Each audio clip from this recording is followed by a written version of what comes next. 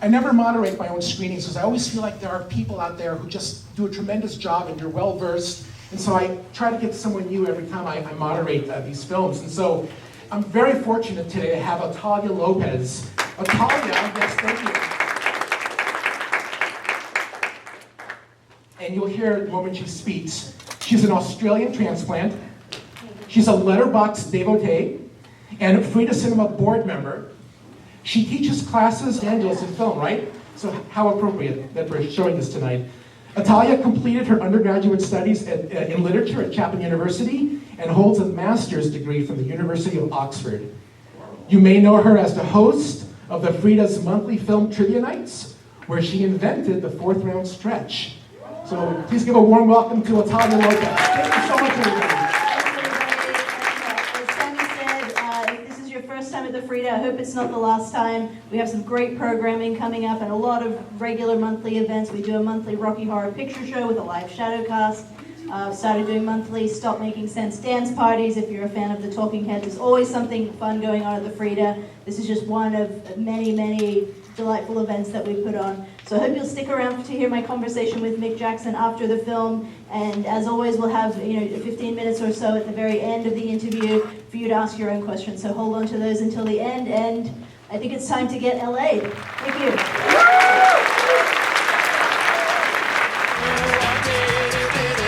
All right, folks, it's now time to please give a warm introduction to Mick Jackson with a career spanning 6 decades.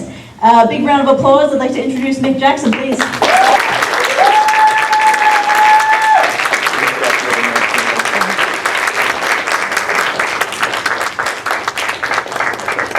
This is for you, Mick. I got this one right here.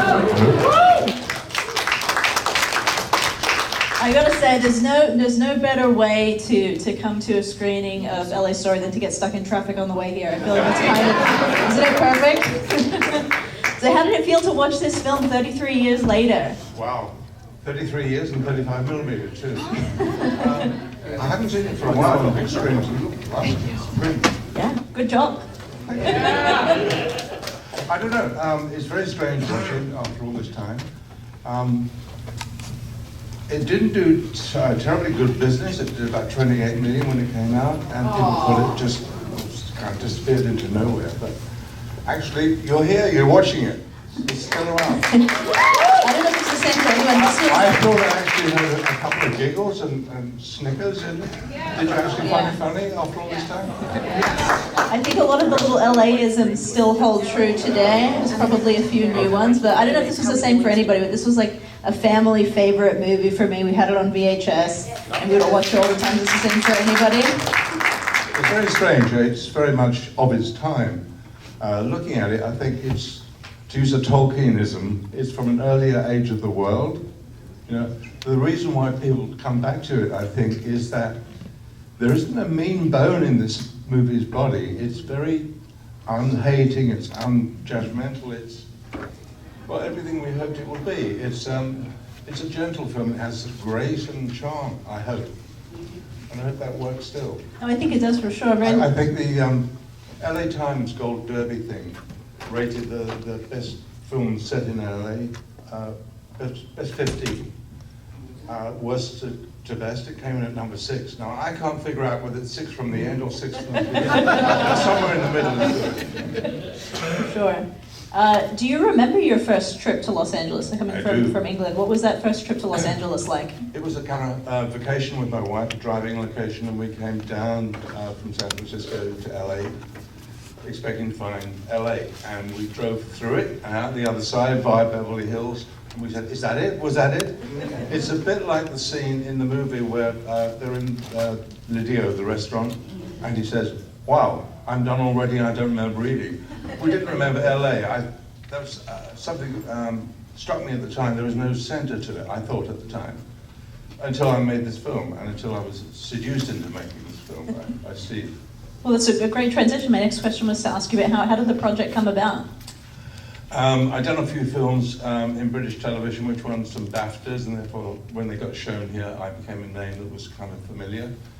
And then I got a call from Steve Martin's producer, and he said, we'd like to offer you LA Story. You know, people don't always make the right decision in their life. I can't imagine why I said this, but I read the script and I thought, this is amazing, this is beautiful. So I rang him back and said, I don't think I could do this. I'm not from LA, I don't know LA, I don't know anything about it, and this film is just such a perfect work of art. Everything in it is just beautiful. I don't think I could do it justice. And he was kind of taken aback for a bit.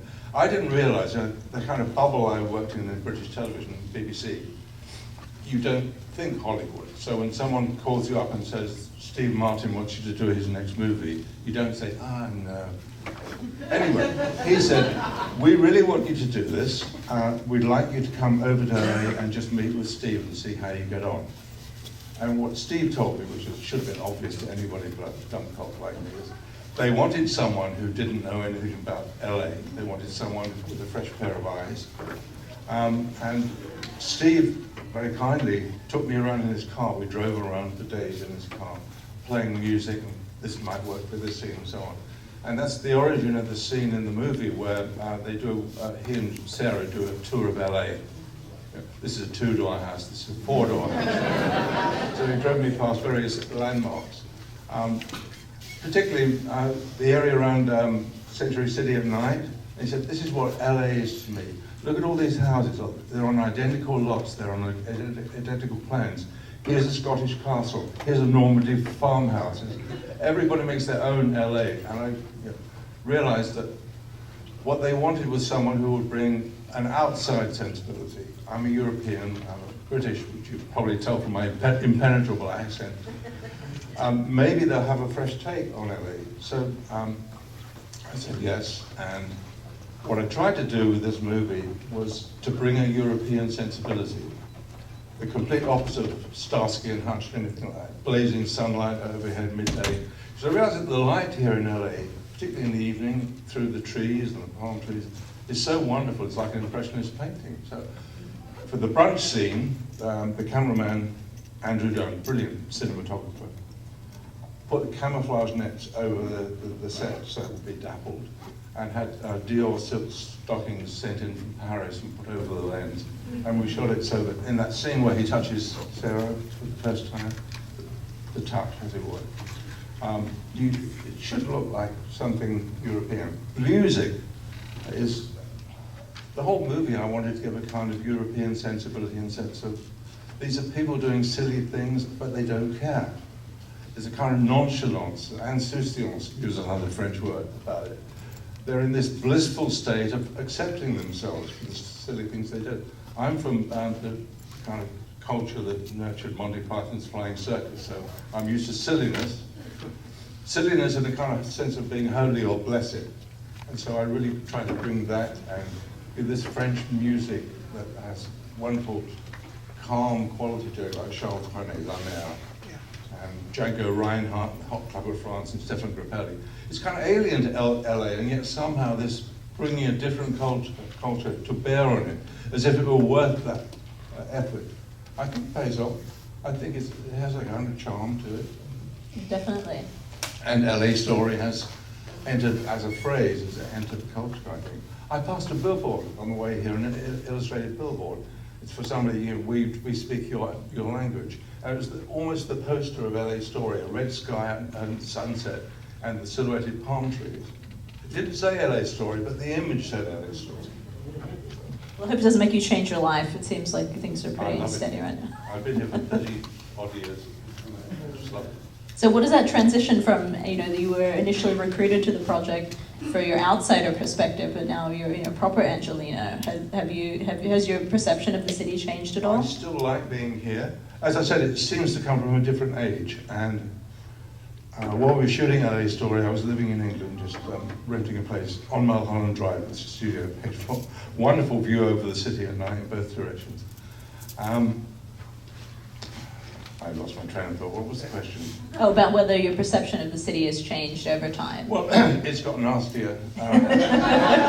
Anyway, we got fed up with this travelling backwards and forwards. We said, why don't we move here where the work is, where the movies are made, and just give that a try. So we gave up our place in London. We moved here with our kids. And we sort of fell in love with it. But since then, I tried to, the terrible thing that happened was that immediately we landed here and made LA our home. The movies moved to Georgia and Bulgaria and everywhere else in the world. But I tried to make different LA movies. For the next 5 or 6 movies I made, they're all set in LA, different facets of LA, not this kind of sweetness, but some of them were really dark, like a film about Martin trial I made for HBO, like Volcano, The Bodyguard, of course, The Handler, all these kind of things like Numbers, all the different aspects of the city. So I kind of absorbed them all into this one kind of complicated view of LA, of which LA story is a part. It's wonderful. Yeah, I'm glad you brought up your subsequent movies, because I was, looking at your history and the movies that you've made. You seem to be a person who's really not tied to any one genre. So you've gone from this, fairy tale, romantic movie to Volcano, like a disaster movie, and then I watched Threads yesterday because Logan, the executive director of the Frida, he told me, if you're going to talk to Mick Jackson, you better fucking watch Threads before you get up there. So I did. It was just so. It's not a date movie, like. No. Just about your being your genreless, essentially. You switch from project to project. They're all very, very different. I try to present a moving target. I mean, there are some directors who just get linked to a genre, like Jay Roach always does comedies, Carl Reiner always did comedies. Someone like Michael Bay does all these wonderful action movies. And I thought, if I don't label myself as a comedy director or whatever, I'll get sent interesting scripts. I don't think Michael Bay gets sent scripts like this. You wouldn't be able to do them justice, I don't think. Yeah, so it was natural for me to go from a comedy like this about LA to The Bodyguard, which is set in the music world of LA, has some dark.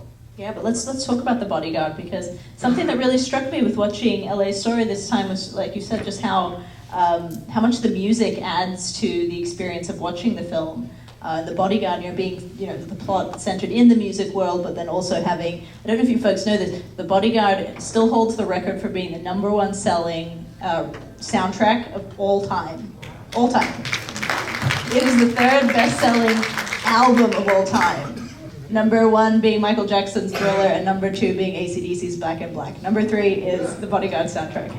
So how is music so important to you, and how have you incorporated it into your film? Obviously, it's a musical. It's not a musical like Singing in the Rain or Pennies from Heaven or whatever. My problem always with musicals, although I enjoyed watching them, is why the characters suddenly stop being actors in a role and sing something. It seemed to kind of, it's convention, I know. Whereas this was about a singer who sings songs. So it's a way of doing a musical. Let the songs comment on the action as you go through and tell the story of these two people. I was going to ask, how much control do you have over the use of music? You said when you drove around with Steve Martin, you were listening to different songs and sort of playing around with that. What's your approach with how you incorporate music into your movies? I love music. I grew up listening to, when I should have been doing my homework as a kid, I was in a back room in the dark and just listening to music on the radio. I listened to European radio stations. And I found I was drawn to listening to opera, particularly things like Wagner, which is about very cinematic subjects like gods and dragons and fire and flames. And I draw quite a lot and paint. I drew storyboards at the age of 11 for how I would shoot these operas in. It didn't work out that way. As I say, if you make wrong decisions, I decided to go and study electronics. And then one movie changed my life while I was studying electronics at Southampton in England.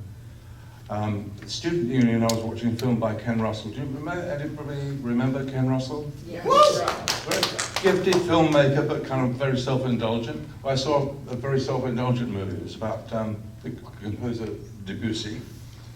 And it was about a film crew making a film about Debussy. Oliver Reed played Debussy, and he played the actor who was playing Debussy. And it was, I didn't realize you could do stuff like this. It was an all balls out kind of movie. Go for broke. It was a mix of the shenanigans in the film crew in the hedonistic sexual revolution of the 1960s, trying to make a film about the sexual revolution and the shenanigans of the 1890s. And the director in the film, Vladek Scheibel, great actor, was always manipulating his actor into shooting this.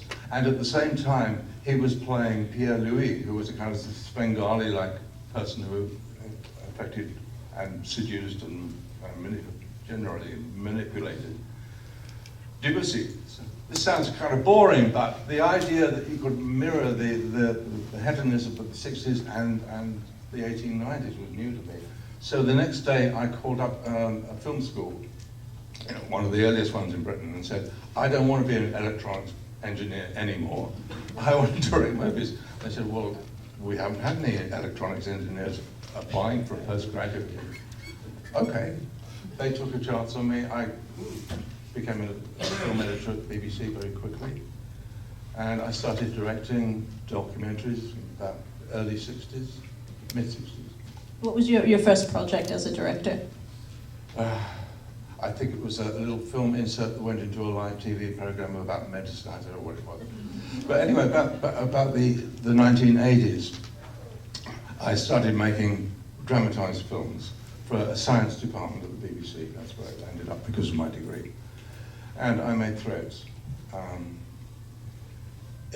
don't know if any of you are young enough old enough to remember this. The 1980s felt very much like now. Very dangerous, and anything can happen. And in that small space of years, the Russians invaded a neighboring country, like now. Reagan set in motion the Strategic Defense Initiative, Star Wars. The Russians thought that was a way of preparing to attack the Soviet Union. The Soviets shot down the Korean airline. Everything was very dangerous. At the same time, I was starting on my second marriage. We wanted kids. My wife was actually pregnant with our first daughter, and I thought, this is the world that we're bringing them into. It felt very dangerous, like the Cuban Missile Crisis had many years earlier. So I set out to make something about what would happen if this all went wrong, if there was a nuclear war. Nobody knew anything about this. This is very little well-known, very little known fact, but papers came to light about the secret history of Britain in the late 90s, over the 50-year declassification rule, that Churchill, after the World War II, while he was Prime Minister, had ordered that nobody should say anything about nuclear war. The BBC, which was the only broadcaster then, couldn't make movies about it, they couldn't have discussions about it. And nobody knew anything, and nuclear war is, for me, a threat to my unborn child. It's something that's unthinkable, literally, that people can't think about it because they don't have the pictures in their head that give them any way of thinking about it in an informed way. So I tried to break this kind of ban, and I said, I'm going to make something that is as well researched as I know how. I'll talk to everybody. I'll talk to soldiers and spies and engineers and doctors and whatever about how it would be. And I will tell this truly without holding back at all, as you saw yesterday. It's very uncompromising. It's a mix of, I can't bear to watch this and I can't bear to look away. But it broke that spell, and I'm glad I did it. And my daughter was actually due to be born on the night it went out on British television. She was late, as always in her life. But it was called the night that nobody slept in Britain. I'm glad I made it. And it still seems to be, amazingly, like LA Story. It has a life to it, and it's still there. And if you look at the comments on IMDb or something like that, people are still discovering it and watching it and thinking, oh my God, we can't let this happen again, which was the aim. Yeah, very effective for that reason. And I think a part of the impact for me was how it was shot as sort of a documentary style as well. Yeah. It was the idea of it was not to be able to get a clear picture of what was happening. Anybody seen Threads here? Yeah. It's on the Criterion channel. If anyone has the Criterion channel, you can stream it. Anyway, the idea is it's set in the 1980s in Sheffield, which is bang in the middle of Britain. You see a couple in their car overlooking the city, and they're heavy petting, and she gets pregnant. And the rest of the film is how she carries that pregnancy to term. You're telling her parents, telling his parents. And in the middle of that, a nuclear war happens, and you never really leave that circle of her parents and her and the people immediately around them. You don't get a God's eye view of it, as nobody would. You just go through this horrible experience. She gives birth alone in a farmhouse to this child, who then grows up over the next 13 years, and we see the next 13 years of the aftermath of a nuclear war. The child gets raped and then gives birth in the last scene of the film, and you don't see what she gives birth to, you only see her reaction. It's very hard, but it is uncompromising. Everything about it is true, and to their great credit, the BBC, the chief of my channel, sat down and watched it. It had one note at the beginning, said, I think there's a dip in the middle of that scene. And I got not one single note from them. They said, is this true? I said, yes, it's true. I researched this, all this is true. They said, we'll put it out. So, rather dark after you've seen Incredible. it. But how does something like that, that's your, your foundation, your first really big project, how does that inform what you do later on as a Hollywood filmmaker? I'm sort of dragged screaming and kicking, not exactly, but into directing. I didn't push forward, but I got pulled in. Threads made me a name, and therefore I got to do things like work with Tommy Lee Jones on a co-production between BBC and HBO. A Very British Coup, which is something I did afterwards, and Double Helix, The Story of DNA, very different films. Very British Coup was a political thriller. But they got seen here. Gary Oldman saw A Very British Coup and said, I want you to do my next movie. I said, well, okay, so I did. Chattahoochee, which was my first feature film. Dan Melnick and Steve Martin saw Double Helix, and they saw A Very British Coup, and they said, LA Story. Kevin Costner went to the first screening of LA Story and said, I think you really know about LA. Would you like to do The Bodyguard? And The Bodyguard made me famous for someone who actually was the 6th biggest grossing movie at all time. And then I got Volcano, and I was reunited with Tommy Lee Jones. So it went on. I'm happy to be here, but... Well, one thing I noticed when we rewatched The Bodyguard before our conversation, and it's some really loving nods to the history of cinema in your movie. I never in The Bodyguard I noticed, and this one as well, of course. But one thing I noticed was the house from The Godfather in The Bodyguard, which I hadn't noticed before. Are there any? I had to fight for that. Larry Kasdan, who was one of the producers, said you can't use the same house. I said, but this is perfect. I talked them into it. Yeah, good move there, for sure. But you talk about you putting things into movies that are references to other things. That was kind of just a nice location.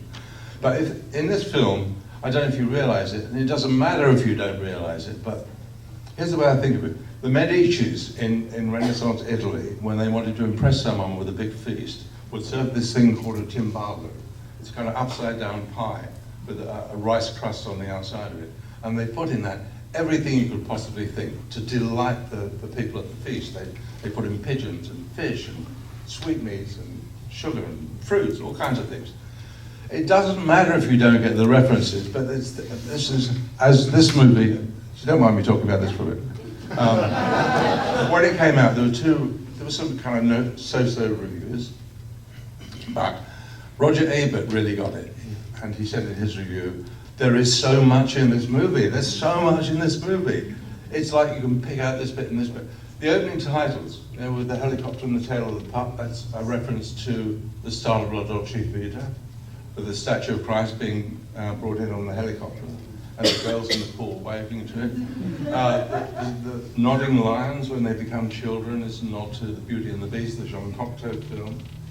There's lots of Fellini, for example, and Tarkovsky. I remember we talked about that. I was hoping you would. I said, there's loads of directors who are referred to in this. It's just layers of the movie. If you just like their love story, it's fine. If you like the social comedy, it's fine.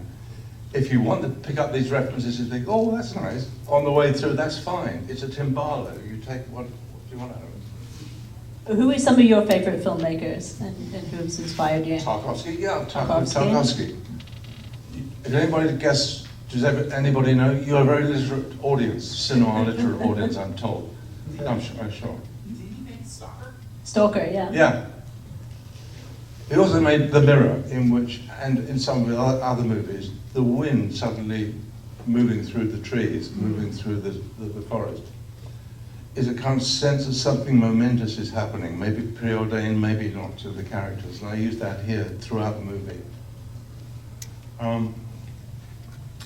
It's interesting, you know, there's a lot of, as I was saying, a lot of stuff in this movie that you maybe don't get, but it's a kind of remaking of Midsummer Night's Dream in this forest that I imagined LA to be, a kind of enchanted forest, an enchanted garden where you can become children.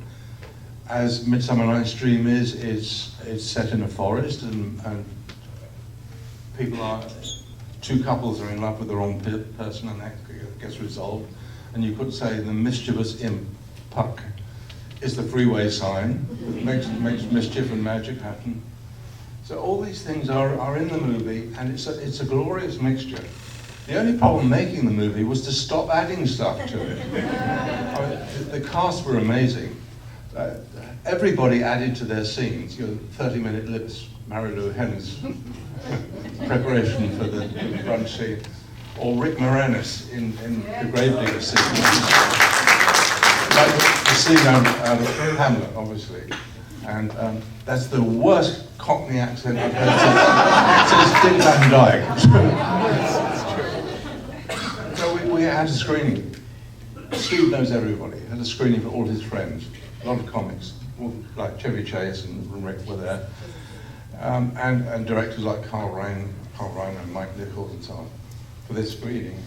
And Carl Reiner was just blown away by it. He'd done a lot of movies with Steve, like The Jerk and Man with Two Brains and so on. This is a piece of art.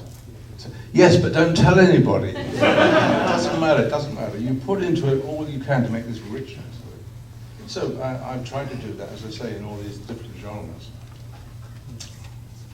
Yeah, it's a great success, I think. So, were there any other favorite films that inspired you? Yes, films I've seen recently. I love this year at the Oscars. I thought there was some amazing films. Oppenheimer and Barbie, obviously. Woo! Other things like The Zone of Interest, I really liked.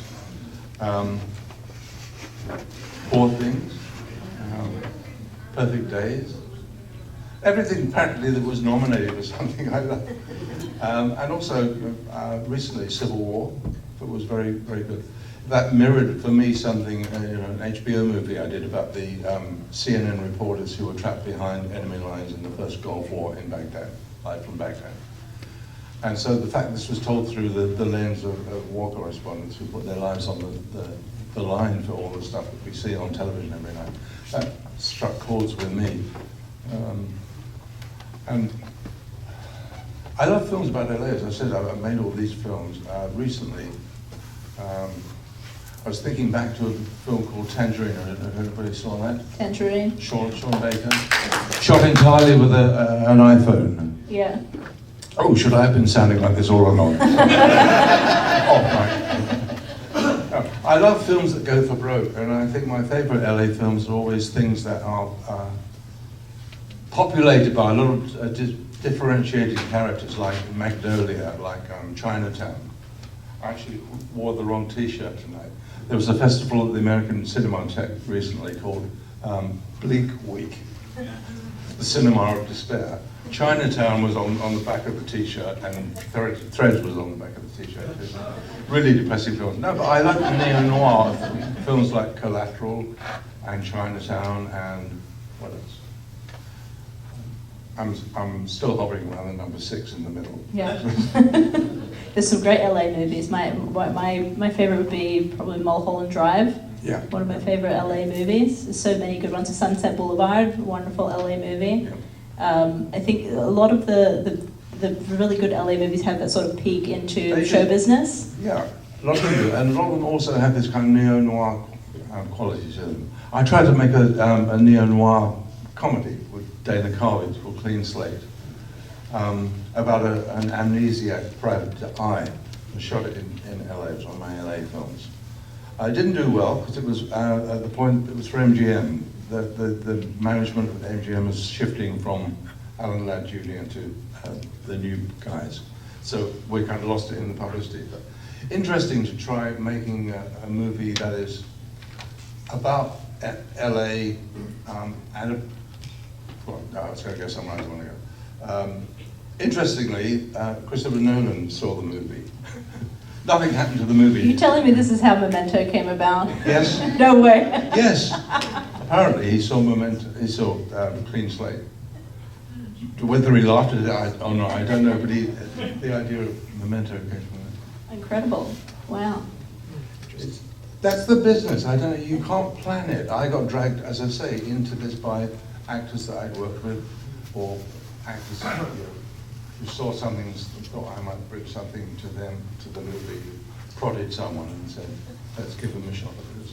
Well, incredible. I think we're all very grateful that you were dragged kicking and screaming into this illustrious career.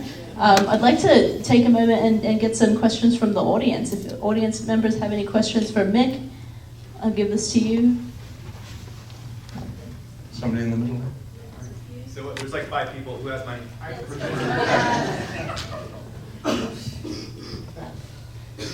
Hello. I was just kind of curious. You had talked about a lot of the different layers in the film that, you know, it was nods at different directors and movies and art, and how much of that, and that's very noticeable. I've been watching this movie at least every other month since I was 10 years old. It's one of my favorites. Anytime I'm not feeling well, this is the first thing that goes on. And I've learned so much from it. What was that kind of a collaborative effort between you and Steve, or was it written into the script? And Whatever anybody tells you, every movie depends on upwards of. Volcano, I had 2,000 people on the set on a night when we were doing big scenes. Every one of those contributed to the movie. I made it a point after every day to be the last person on set and to go and personally thank everybody in the grip truck, in the electric truck. Everybody makes a movie. When you get a movie like this in which everybody, like Rick Moranis in The Gravedigger scene and Mary Lou Henner, everybody adds a line or something. You create this thing as you go along. Steve worked 7 years with Dan Melnick, his producer, on this script before I even got involved. I worked with him a little bit. He has these, as we came up to the movie, these rules about comedy, like comedy plays better in a cold theatre. And also, you put 12 more gags into a comedy than there's room for. We put a lot more than 12 gags into this. You don't know what they are until you run the movie with an audience. You don't know which one's working, you don't know which one's just fall with a clunk on the floor. We had so much material in this movie, we couldn't stop adding this stuff. And if anybody's seen a DVD with added things in it, you'll know about the scenes that were dropped, like John Lithgow playing a Mike Ovitz kind of super agent who arrives to a meeting in a jetpack, which he takes off and gives to the valet. You can't kind of pick at it. You have to take a whole chunk of the story and throw it away, essentially, in the good of the movie. For the good of the movie. There was a kind of parallel scene also with the boxer, the aspiring boxer who lives next door. He and his girlfriend, and he's always going to try for the big time. And this is a kind of running commentary on how Steve and Victoria are going in their relationship. Why is this guy's story so much more interesting than mine? That came out too. The things the earthquake scene, I had a sight gag. Angeline, I have this kind of on-off relationship with Angeline. The first sign of the earthquake was that her bosom started to move. I had to drop that for length, but I got her in Volcano. The falling sign that's on fire is Angeline billboards, for which she had to stunt double. All right, we have next question from Matt from Studio City. Drove all the way here for this. It took like 2 hours, but. So this has been my favorite movie since I was like 10 or 12 years old. And it's crazy to watch it and realize how much of it is like in my DNA. But I had a question about the editing. One of the reasons I think it holds up so well is because it feels so modern, like it's so quick and fast. And I was wondering what about the material made you feel like you had to shoot it like an action movie? Because it really, with the long lenses and the quick cutting, it really feels modern, even though the clothes and everything is kind of dated. That's good to hear. That's good to hear. You know, when I'm seeing an old movie of mine that I haven't seen for a long time, being an ex-editor, I go and it's amazing the number of times that actually is in sync. My fingers are in sync with the cut. Sometimes it's not. You know, the pace of movies has got quicker and quicker and quicker with MTV and everything like that, music videos. But this movie was made for an earlier, kind of more relaxed time, before there was an internet, before there were cell phones, before there were memes and tropes. This is all based on Steve Martin's wonderful perception. He has an ear and an eye open for all these things. He's a true Renaissance man. He's a banjo player. He's a playwright. He's a dramatist, a collector of art, and a stand-up comic, a wild and crazy guy. Also, I think so many styles of comedy in this movie, which was a real buzz for me. You have physical comedy, and you have verbal comedy, and you have one-liners, and you have puns taken literally like Monty Python. And you have this graceful comic who can do this business where he sets up the first date with Sarah, and she drives off, and he throws his hat in the air and catches it. That's pure Chaplin. Nobody can do all that except him, and I'm just forever in his debt for letting me do this movie. But you asked about doing an action movie, so sorry to wander away from your point.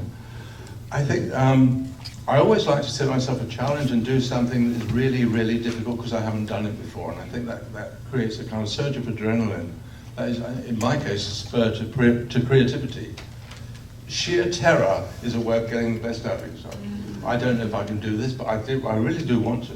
I think that's interesting because there's always as I gather from talking to actors, there's a point where they're reading a script, where they decide whether they're going to take this movie or not. And it's not the entire story, it's just one scene, or even one line, or one word, or a stage direction that says, to them at least, this is my key into the movie. That's happened to me in movie after movie after movie. There's a challenge there. Can I do this? And have I done this before? If not, why not do it now? So I tried to follow that line, to go from political thrillers to spy movies, whatever. It's paid off so far. Okay, we have Deborah from Santa Clarita next. She asks. Hi, over here. I was curious, what are some of your personal favorite references and jokes in the movie? It's so hard. Having just watched it, I'm just running the movie in my head. That was Steve. Oh, here's the great thing about working with Steve. He's not like the late Robin Williams, for whom one person is an audience, so he's always on. He was always on. Steve is wild and crazy guy when he needs to be wild and crazy guy. He's sensitive guy when he needs to be that. And off camera, he's the most delightful, charming, slightly shy, withdrawn person. And that gets kind of thrown away when the camera's rolling. I love working with him. I love the collaboration that happened.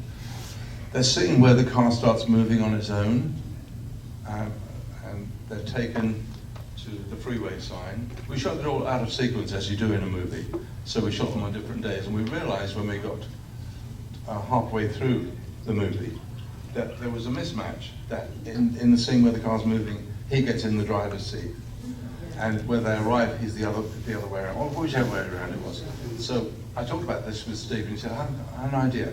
We set up a camera on the back of the car, and I'll say, here, let me not drive. And That's great. Okay, Mick, we have Mike from Anaheim over here. Hi, Mick. First off, I want to say I saw Threads as an 8-year-old in 1984. I'm sorry. And I watched a lot of horror movies, but that film got into my psyche as a young child in a way that no other film ever has, and I can't stop thinking about it to this day. And I recently watched it, and it still holds a lot of that same heaviness. what my question was, with a film such as LA Story, in comparison to Threads, as well as a lot of the other films you have, is there 2 or 3 films that you've made that you want to be most remembered for as far as a legacy as a director? I don't think in terms of legacy, that's kind of, You got a long ways to go, but... Seriosity to it. Threads, obviously, I'm glad I made that, and I stand by every frame of it. Temple Grandin, the movie I did with Claire Danes on HBO. That's a hard sell. If you're trying to sell a movie about a woman who's autistic, whose dream in life is to design safer slaughterhouses, it's not an obvious pitch for a movie. But I realized immediately, this is what I say about the moment when, if you're an actor, you see the line in the script that says, I can do this, I build everything around from that. She thinks in pictures. She's a real person, Temple Grandin. I love her very dearly. She thinks in pictures, and she is an autistic woman. And I thought, as she described the way the world impinges on her, how things sound louder to her than anything else, smells are smellier to her, the images come and sort of knock her over backwards. I realized that she experiences the world in the way that someone sitting in the front row of a surround sound theatre with IMAX does. And that was my key into the movie. I would shoot it from her point of view and make everything, you know, with all the fast cutting techniques, her association of things in her head, and the loudness of the sounds, even tiny sounds that are like a howl round or acoustic feedback in a microphone, to put it in your face so you understood it, and to try and do that with grace and humour too, so that it's actually quite moving, I think. And Claire Danes was just wonderful. We had a screening for Temple after the film was complete, in a screening room with some executives from HBO. And everybody was watching her. She was just quiet and just glued to the screen. Anybody seen the movie, Temple Grandin? There's a scene where she's explaining to David Strathairn that any single word just kind of triggers off a whole series of visual associations. It's not just one word. And she reels them off, and it's a close-cutting sequence. Anyway, we watched her watching the movie. The lights went up at the end, the credits rolled, and everybody's looking with her. She doesn't looking at her, and she doesn't say anything, and everybody's getting rather nervous. Like me. And I said to her, Temple, what's your reaction? She said, oh, it's great, it's terrific. I love that scene where you did so and so, and then the camera moves back here, and then you cut to this. And she had memorized the entire movie in her head and could run backwards and forwards like running on an editing machine. Wow. And I realized, well, this was the right thing to do. And the great thing about that movie, and you don't normally get feedback like this, which is wonderful, from the audience in movie theaters all over the world. But I have been approached after screenings for that movie, Temple Grandin, by parents who have said, thank you, I never understood what my child was experiencing until this moment. And I can now love them and be part of their experience and try and... That's the best thing. All right, Mick, we have Kyle from Los Angeles. Thank you very much. I join the legions of people in here for whom this is their favorite movie. I have a question. It's granular. It's about one scene that's fascinated me for a couple of decades. It's when Steve Martin says, life is a tale told by an idiot, full of sound and fury, signifying nothing. And it hits a poetic, almost haunting note there. And the way it's shot makes it feel like it was planned to hit that emotional chord. But then the way it's edited, the second shot to the cat looks like a still maybe. It feels like you found it in editing. It's a really effective moment. I wanted to know if that was something you planned or if it's something you found or... No. No? No. The cat wouldn't cooperate. It is a still of the cat. I cringe every time I see it in the movie.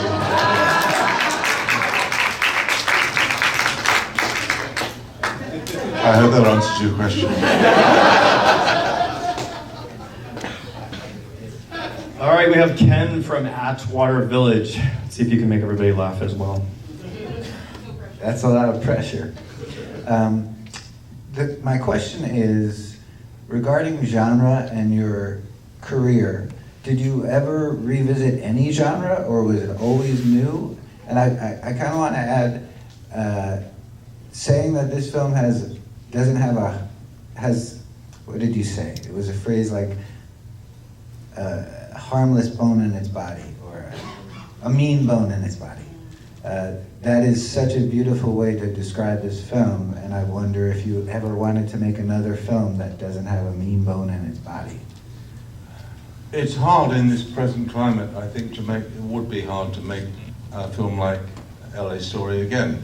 I can think of all sorts of things that we would have put in addition in the timbalo of this, but no, I think you as you age in the business, as you get different scripts, you discover different things in yourself, different movies that you would like to make, and they're not always feel-good, warm movies like this. They're kind of harsh, underbelly movies. I've done a lot of that in TV pilots in LA, so that's the kind of balancing LA to this. I've done a couple of comedies. I have done, I think, probably the worst movie ever made, and the least funny comedy ever made, which is something just about the time of the dot-com boom. Silicon Valley was just getting started, and it was a film called The First 20 Million is Always the Hardest. It was about people who made their fortunes and the kind of craziness of the lifestyle and the seminars and incubators and everything. And it landed at Fox, and I had a beautiful script, which is very funny, by Gary Tisch, and wanted to shoot it. But it was satirical in some of the ways that LA Story is satirical. And the studio said, satire is what dies on Saturday night. And that was the start of 3 years of development hell, in which you have to face every day the decision, do I go ahead with this, which is becoming less and less the movie I want to make, and less funny, given that I've invested so much of my time, and they might give me a green light tomorrow. And they gave me a green light, eventually. And it was dragged screaming and kicking. I keep wanting to say clicking. It bombed, as it deserved to. It was awful. I think 6 people saw it. You probably can't even go down streaming. But it wasn't funny anymore. You have to go while the iron is hot, and has taught me to be aware of the development process that actually squeezes any goodness out of the movie. Now, in between that and LA Story, I did the Dana Carvey movie, allegedly the source of Memento, and really enjoyed that. It was a beautiful, funny script by Robert King and his wife Michelle, the Kings who did The Good Wife and have now a career in television doing fun, wonderful. Very funny. All right, Mick, we have some more people that drove out here for you. We have some more people from LA. We've got Deandra and Jazzy. They've got a question for you. Hi, thank you. All right, see you. So first I want to say, again, with everybody in the room, I've been watching this for a long time. I'm in my 50s now, and this is my daughter, who also loves the movie. She brought me here for Mother's Day.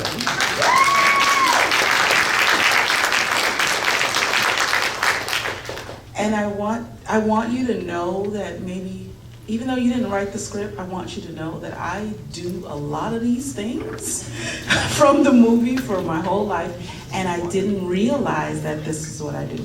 So I don't do 30-minute lips, but I do, before I walk out of the house, I look at the mirror, and I turn, and if I see something, I take it off.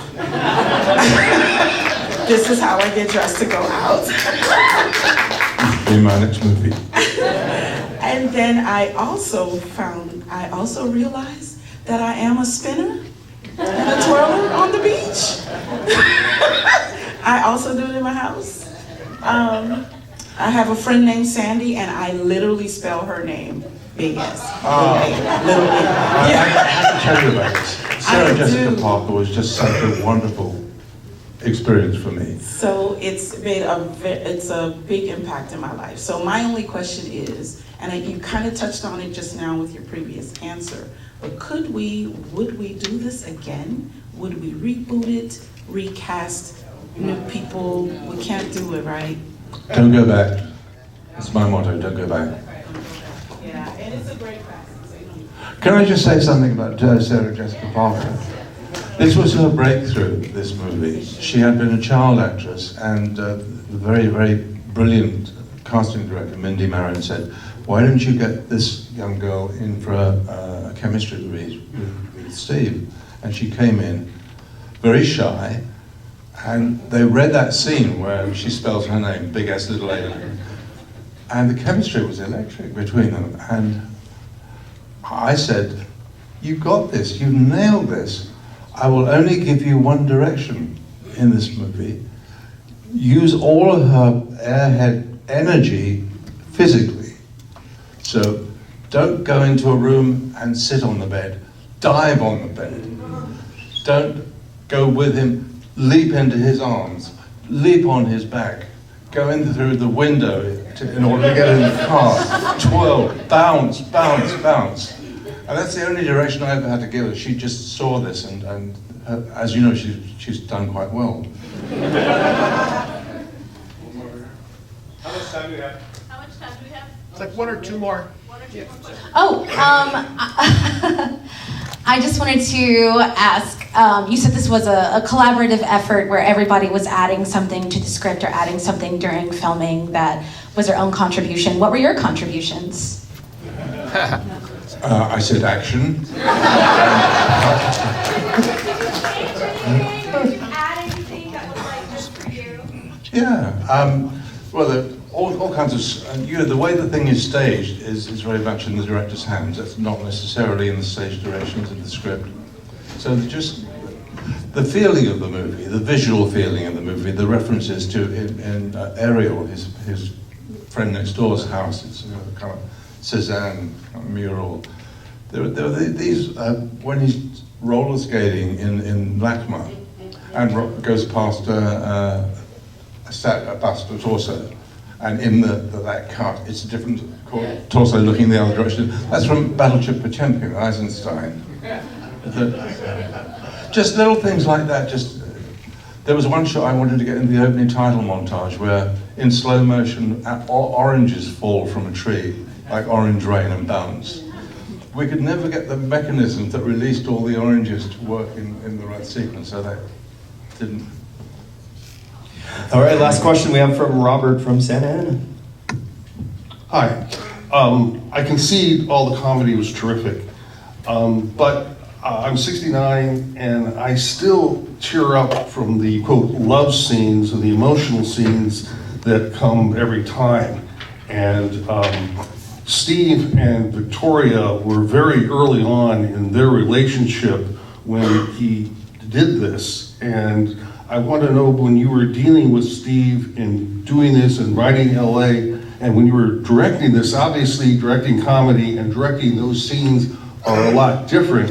And when he was talking to you and you were blocking out those scenes, how was that done? And how was their relationship between he and Victoria, since they had their own personal relationship going on when you were putting this all together? It's to say the obvious maybe, but this is a double love story. It's a double love letter. One is to LA, obviously, and the other is to his wife at the time, Victoria. So they brought that personal story to it, but adding to it. When they're on the beach and they're having the argument, and he says to her, I would call in storms so your plane couldn't take off and change the polarity of the Earth and so on.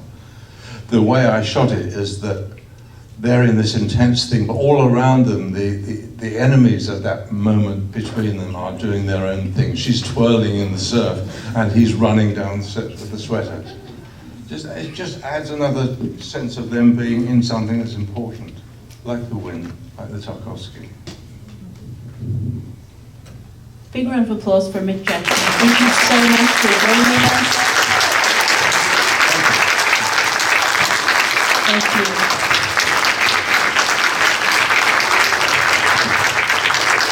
Thank you.